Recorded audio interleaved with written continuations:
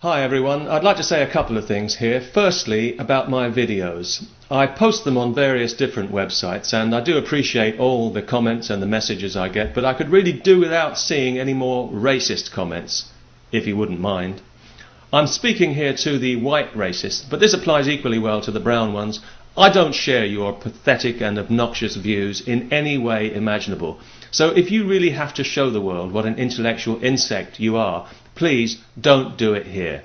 Because every time I see one of your comments, it's like stepping in dog shit, and I don't want to have to follow you around with a pooper scooper, so if you could help me out and just put them somewhere else, preferably up your own fundament, using the business end of a pineapple, I'd be much obliged.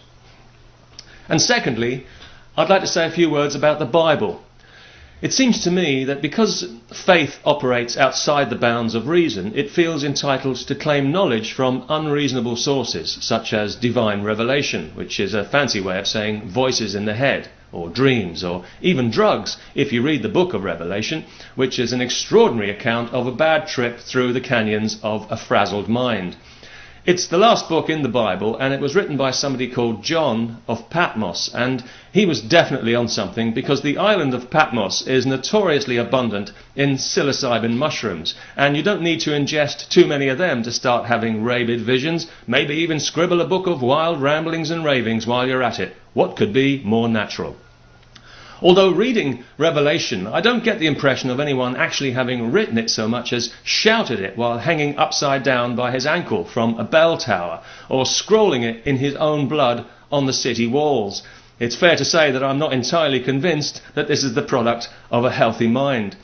Of course, I have to balance these doubts against the counter-argument, which is, but it's in the Bible, so it must be true, because the Bible is the Word of God, because it says it is, so it must be true, because the Bible is the Word of God, etc., etc.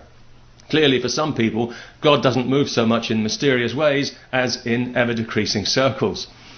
I wonder if he goes in the opposite direction in the Southern Hemisphere. Maybe somebody can write and let me know.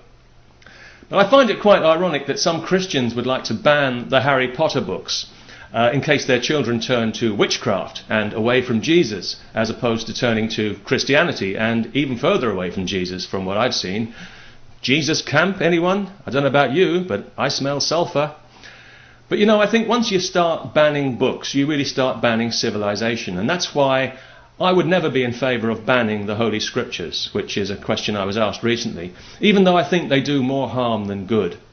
I think the Bible, and the Quran for that matter, are very ambiguous books to quite a dangerous degree, because they both preach peace, as they often claim to do, yes, but they also preach violence. So really, it depends what you're actually looking for when you open the book, because that's pretty much what you're going to find.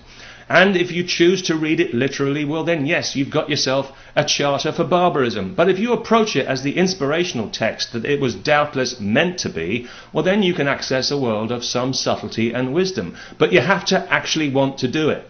And unfortunately, too many people prefer dogma to enlightenment. They'd rather use their holy books to reinforce their own narrow prejudices and then try to impose them on everybody else. Like cavemen using a flashlight as a hammer. They've missed the point completely, and for me, this is the most depressing thing about the Holy Scriptures. But since we are using them to lay down rules of behaviour for other people, it's clear to me from the New Testament that anyone who goes to church on a Sunday is a blasphemer. Because Jesus specifically said, don't pray in public.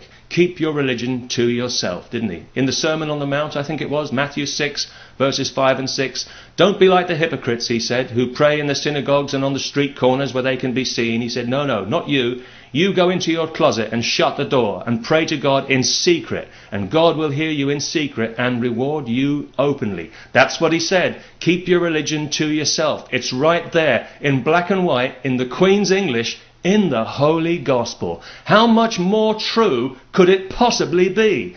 Clearly, therefore, every Christian church is nothing but a halfway house on the road to hell. And don't blame me, I didn't say it, the Bible did. Peace and all that jazz.